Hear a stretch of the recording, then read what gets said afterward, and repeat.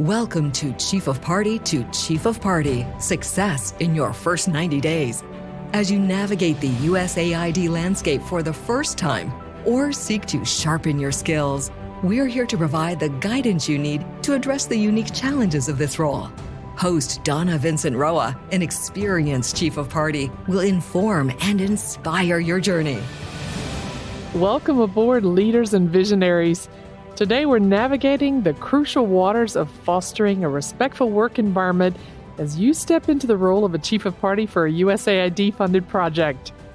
I am Dr. D, and welcome to this episode that covers a topic that is near and dear to me, respect in the workplace.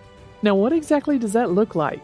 Well, it's an environment where, one, diversity is celebrated, where there's an unspoken understanding that every voice counts and matters, where feedback is a currency and praise and acknowledgement for a job well done is quite common. Now, you might be asking, why is this important? Here's the thing. Respect isn't just a nice to have. For me, it's the oil that keeps the engine of our projects running smoothly. It's about creating a culture where people don't just show up. They're present, they're engaged, and they're motivated. And in the world of international development and humanitarian assistance, that can make the difference between a project that meets its goals and one that truly exceeds them. It's the, quote, above and beyond environment that all of us want to be in. So how do you cultivate this respectful environment? It starts with leading by example. As a Chief of Party, your actions set the tone for the entire team. Show genuine interest in the perspective of your colleagues. When they speak, give them your full attention. And remember, respect is not just about being polite. It's about acknowledging the worth and the expertise of every single individual on your team. Empathy should also be your compass. Understanding the cultural nuances and the personal backgrounds of your team members can guide your interaction. Now, this is crucial because you're not just leading a project, you're leading people with different stories, with different experiences and expectations. Let's talk about communication. It's the bridge between misunderstanding and clarity, between conflict and resolution. As a Chief of Party, you should foster an open door policy where your team members feel comfortable voicing concerns and suggestions. When issues arise, and they will, be the Chief of Party who addresses them promptly and fairly. Transparency is always key. It builds trust, and then trust lays the groundwork for respect. Now on to the nuts and bolts, setting clear expectations. It's essential for us to communicate our vision for a respectful workplace from the get-go. Let people know what you expect. This is where it's important to establish guidelines that promote inclusivity and certainly discourage discrimination. Make it known very plainly that respect is a core value, it's non-negotiable, and it's directly tied to the success of your project. Remember, respect is a two-way street. Encourage your team members to take ownership of this culture.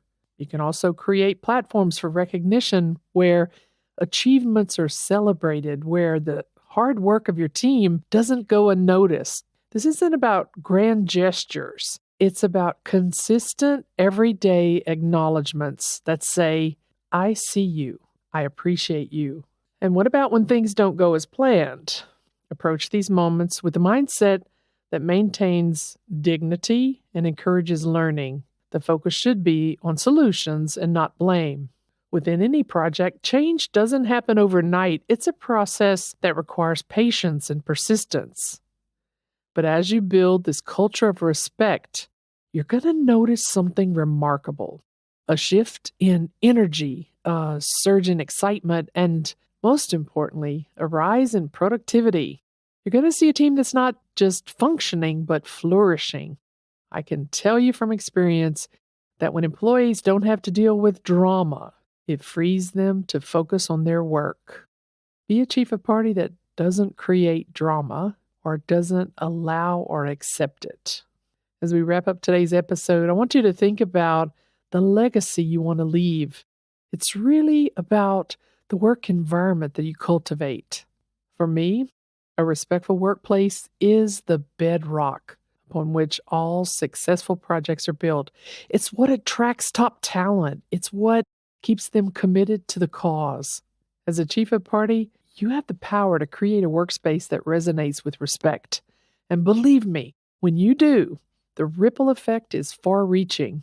It touches lives, it transforms communities, and it elevates the impact of your project to heights you've only imagined.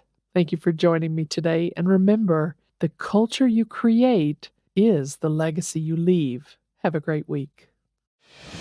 Thank you for tuning in to Chief of Party to Chief of Party, Success in Your First 90 Days, your go-to source for insightful, actionable guidance that can shape the success of your project. Let's continue to drive change and create impact, one USAID-funded project at a time.